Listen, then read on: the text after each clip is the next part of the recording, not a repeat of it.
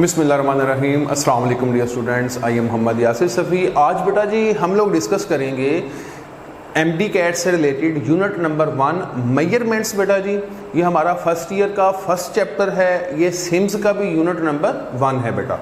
अब मेजरमेंट के जो इस कंटेंट में जो सब कंटेंट हमारे पास यूएचएस ने शामिल किए हैं, उसमें सबसे पहला कंटेंट है बेटा जी फिज़िकल क्वांटिटीज़। ये बड़ी आसान सी इसकी डिस्कशन है बेटा जी कि आप लोग इसकी डेफिनेशन भी पढ़ चुके हैं कि फिज़िकल क्वांटिटीज़ वो क्वांटिटीज़ होती हैं जो मेजरेबल होती हैं, जिनकी पैमाइश की जा सकती है। तो simply all measurable quantities are known as physical quantities.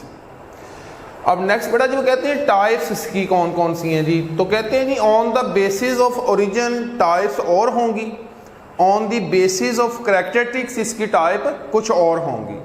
अब बेसिस ऑफ ओरिजिन जो है इसमें बेटा जी 3 कैटेगरीज बनती हैं, यानी कि ये जो क्वांटिटीज हैं ये स्टार्ट पर ओरिजिनेट जो हुई हैं किन किन बेसिक करैक्टरिस्टिक्स की बेस पर हमने इनको कैटेगराइज किया है 3 टाइप्स में। तो इसको हम बोलते हैं types on the basis of origin, के वो ओरिजिनेट जब हुई हैं, पैदा हुई हैं, स्टार्ट हुई हैं, तो उनकी कितनी कैटेगरी हम लोगों ने जो है वो बनाई है। तो बड़ा सबसे पहले है बेस क्वांटिटीज। कहते हैं जी base quantities have self identity. Base quantity की सेल्फ आइडेंटिटी होती है। इसका मतलब है कि ऐसी क्वांटिटी है जिसको मेजर करने के लिए हमें अदर किसी और क्वांटिटी का सहारा नहीं लेना पड़ता। आपने लेंथ मेजर करनी है तो आप डायरेक्टली इस मार्कर की लेंथ मेजर कर सकते हैं। इसकी लेंथ मेजर करते हुए आपको पहले इस मार्कर का टेम्परेचर, इस मार्कर का क्रॉस सेक्शन एरिया, ऐसा कुछ भी मेजर करने की ज़रूरत नहीं है। तो ये लेंथ एक स्केलर क्वांटिटी है, सॉरी ये हमारे पास बेस क्वांटिटी है। इसी तरह से बेटा जी हमारे पास अदर जो मैस है, टेम्परेचर है, टाइम है, अमाउंट ऑफ सब्सटेंस है, लाइट इंटेंसिटी है, करंट है, ये सारी वो चीज़ें हैं, सेवन हैं, ये सारी की सारी वो चीज़ें हैं जिनको हम डायरेक्टली मेजर कर सकते हैं। तो इसका मतलब है इनकी सेल्फ आइडेंटिटी होती है, इन्हें खुद की मेजरमेंट के लिए किसी अदर क्वांटिटी का सहारा नहीं लेना पड़ता। अब नेक्स्ट बेटा जी हमारे पास इनकी टोटल जो तादाद है बेटा, अभी मैंने बोला वो 7 है। इनकी मैंने नाम भी लिख दिए हुए हैं, mass, length, temperature, time, current, amount of substance, light intensity. अब इसमें बेटा जी टोटल 7 हैं हमारे पास ये। अब इसके बाद बेटा जी हम डिस्कस करते हैं कि हमारे पास ड्राइव्ड क्वांटिटीज क्या होती हैं। कहते हैं कि बेस क्वांटिटीज वो होती हैं जिनकी सेल्फ आइडेंटिटी होती है, जबकि ड्राइव्ड वो होती हैं जो बेस से हासिल होती हैं, मतलब ये डिपेंडेंट होती हैं बेस क्वांटिटीज पे। तो हम कह सकते हैं फिर इनकी अपनी कोई आइडेंटिटी नहीं है। अगर हमने एरिया मेजर करना है किसी रेक्टेंगल का तो हमें लेंथ और विड्थ दोनों चाहिए होंगी। इसका मतलब है एरिया डिपेंडेंट है लेंथ और विड्थ पे।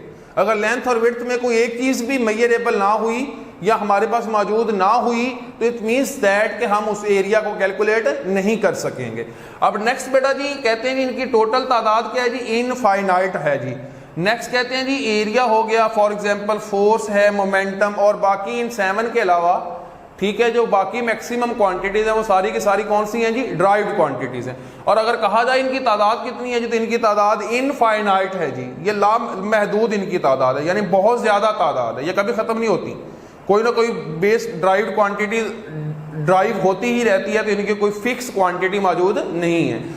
तो बेटा ये सारे एमसीक्यूज ही हैं जो मैं आप लोगों को यहाँ पे राइट करके बता रहा हूँ। साथ साथ सप्लीमेंट्री क्वांटिटीज कौन सी होती हैं ये आपने इसमें याद रखना है कि सप्लीमेंट्री वो क्वांटिटीज होती हैं जो जियोमेट्रिकल क्वांटिटीज होती हैं, यानी जियोमेट्रिकल मेजरमेंट के लिए इस्तेमाल होती हैं। जियोमेट्री की मेजरमेंट्स के लिए डिफरेंट तरह की शेप्स को मेजर करने के लिए हम लोग इनको इस्तेमाल करते हैं। अब बड़ा इसमें हमारे पास कहते हैं इनकी कैटेगरी में कितनी टाइप्स आ जाती हैं जी, तो 2 टाइप्स हैं। एक है प्लेन एंगल, एक है जी हमारे पास प्लेन एंगल जिसे 2D में लेते हैं हम लोग बेटा, जबकि सेकंड है सॉलिड एंगल, तो ये 3D में है। तो इसका मतलब है सप्लीमेंट्री क्वांटिटीज हमारे पास 2 हैं, जबकि बेस क्वांटिटीज हमारे पास 7 हैं और ड्राइव्ड क्वांटिटीज इनफाइनाइट हैं। मतलब इन 2 सप्लीमेंट्री क्वांटिटीज और 7 बेस क्वांटिटीज के अलावा बाकी सारी क्वांटिटीज ड्राइव्ड क्वांटिटीज होती हैं। तो ये 7 और ये 2 मैंने आपको मेंशन कर दी, राइट कर दी। इसके अलावा कोई भी आएगी तो वो हमेशा क्या कहलाएगी जी, ड्राइव्ड क्वांटिटी कहलाएगी। अब बेटा जी नेक्स्ट आपके यूएचएस के कंटेंट में दिया हुआ है मैग्नीट्यूड, न्यूमेरिकल वैल्यू, यूनिट। तो इसकी तो बेसिक सी चीज है कि किसी भी फिजिकल क्वांटिटी को अगर हम मेजर कर रहे होते हैं तो बेसिकली हम उसकी क्वांटिटी यानी उसका मैग्नीट्यूड यानी उसकी न्यूमेरिकल वैल्यू मेजर कर रहे होते हैं। और साथ यूनिट भी प्रॉपर लिखना जरूरी होता है, क्योंकि अगर हम यूनिट नहीं लिखेंगे तो हमें पता नहीं चलेगा कि ये जो क्वांटिटी मेजर की गई है ये किस फिजिकल क्वांटिटी से रिलेटेड है।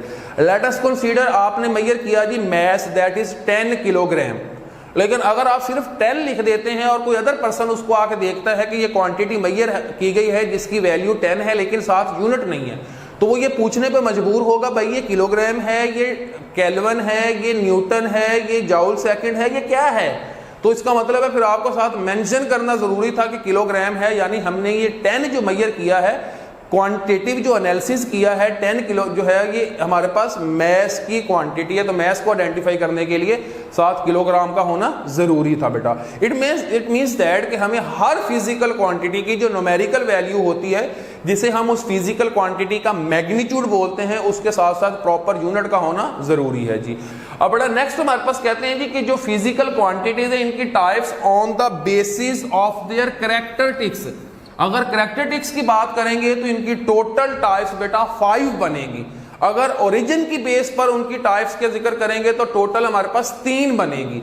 अब यहां तवज्जो कीजिएगा, हमारे पास सबसे पहले बेटा जी हमारे पास आ जाती है स्केलर क्वांटिटीज, जो आप एफएससी में पढ़ के आए हैं चैप्टर 2 वेक्टर्स एंड इक्विलिब्रियम में।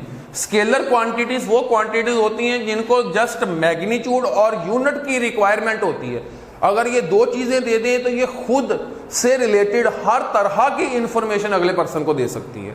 और सेकंड थिंग है वेक्टर, लेकिन वेक्टर कहते हैं कि अगर मैग्नीट्यूड और यूनिट सिर्फ बताओगे, साथ डायरेक्शन नहीं बताओगे, तो हमारे पास वेक्टर्स जो हैं ये किसी भी तरह से मुकम्मल इंफॉर्मेशन जो है वो हासिल नहीं कर सकते या नेक्स्ट जो है वो इंफॉर्मेशन को कन्वे नहीं कर सकते। तो मुकम्मल अगर हम किसी भी चीज़ या सिस्टम को वेक्टर्स की फॉर्म में स्टडी करना चाहते हैं तो मैग्नीट्यूड और यूनिट के साथ साथ डायरेक्शन का होना भी जरूरी है। अब इसमें बेटा जी एक और बात होती है, वो भी हमारे पास वेक्टर की कैरेक्टरिस्टिक्स ही है कि ये these vectors also follow vector addition laws, head to tail rule के लॉज को फॉलो करते हैं।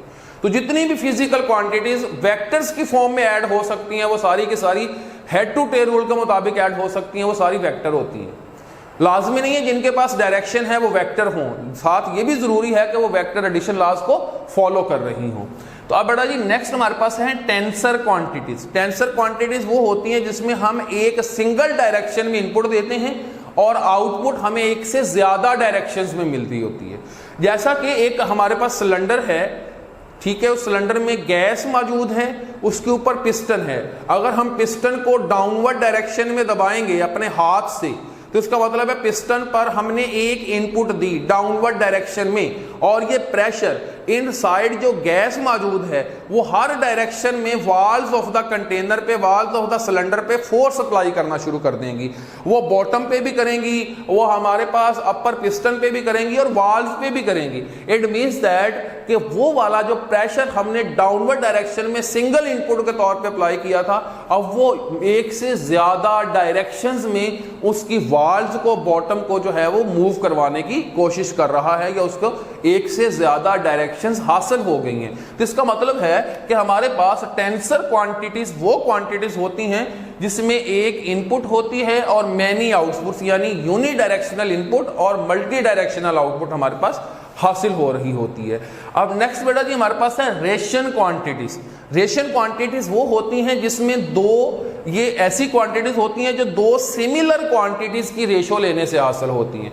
जैसे रिफ्रैक्टिव इंडेक्स मैंने यहां पुट किया है, दैट इज C/V। C भी स्पीड है और V भी क्या है जी, स्पीड है। ये दोनों स्पीड ऑफ लाइट्स हैं बेटा जी। अब दोनों के यूनिट आपस में क्या हो जाएंगे, कैंसल आउट हो जाएंगे। तो रेशन वो क्वांटिटीज होती हैं जो सिमिलर क्वांटिटीज की रेशो से हासिल होती है और इनके पास कोई यूनिट मौजूद नहीं होता।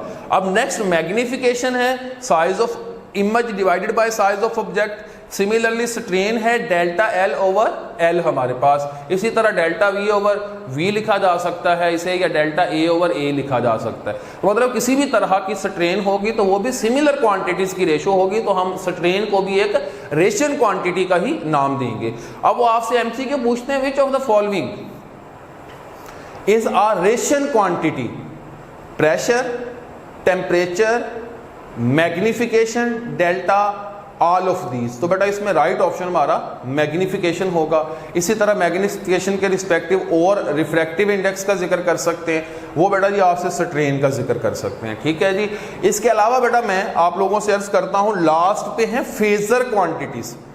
फेजर क्वांटिटीज जैसा हम चैप्टर नंबर 16 में फेजर डायग्राम बनाते आए हैं वेव्स की फॉर्म में, जहां पे हमने कॉन्सेप्ट पढ़ा था लैग करने का और लीड करने का।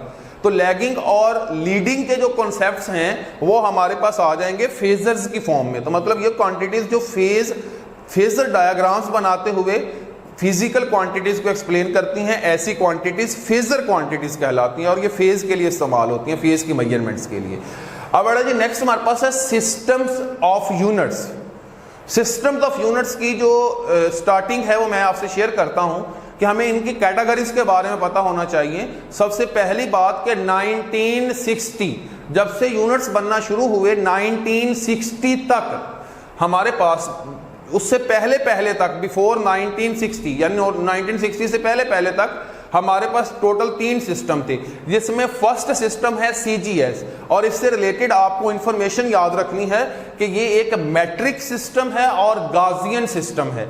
ये 2 इंफॉर्मेशन इससे रिलेटेड याद रखनी है। दूसरी बात बेटा जी, CGS में C सेंटीमीटर को रिप्रेजेंट करता है, G ग्राम को, जबकि S जो है वो सेकंड को रिप्रेजेंट कर रहा है। अब बेटा जी नेक्स्ट देखिएगा, FPS में F फुट को एक्सप्लेन कर रहा है, P पाउंड को और S सेकंड को। यानी जो CGS में लेंथ सेंटीमीटर में ली जाती है वो FPS में फुट में ली जाती है, और जो वहां पर मैस ग्राम में लिया जाता है यहां वो मैस पाउंड में लिया जाता है। जहां वो टाइम सेकंड में लिया जाता है यहां पर सेम वही टाइम जो है वो एज इट इज उसी यूनिट सेकंड में ही मेजर होता है। अब नेक्स्ट बेटा जी दूसरी इंफॉर्मेशन FPS से रिलेटेड है, ये मैट्रिक था, ये नॉन मैट्रिक है, वो गाजियन सिस्टम था, ये ब्रिटिश सिस्टम है। अब नेक्स्ट बेटा जी हमारे पास है MKS। ये बेटा जी एक्सटेंशन है किसकी? CGS की। MKS is an extension of CGS। इसमें बेटा जी हमारे पास M for metre, K for kilogram and S for second, ठीक है जी। तो ये बेसिक्स थी जो आज हमने बेटा डिस्कस की जो है वो टॉपिक में। नेक्स्ट हम लोग डिस्कस करेंगे सिस्टम इंटरनेशनल, जो कि 1960 से स्टार्ट हुआ था। अल्लाह हाफिज, फी अमानिल्लाह।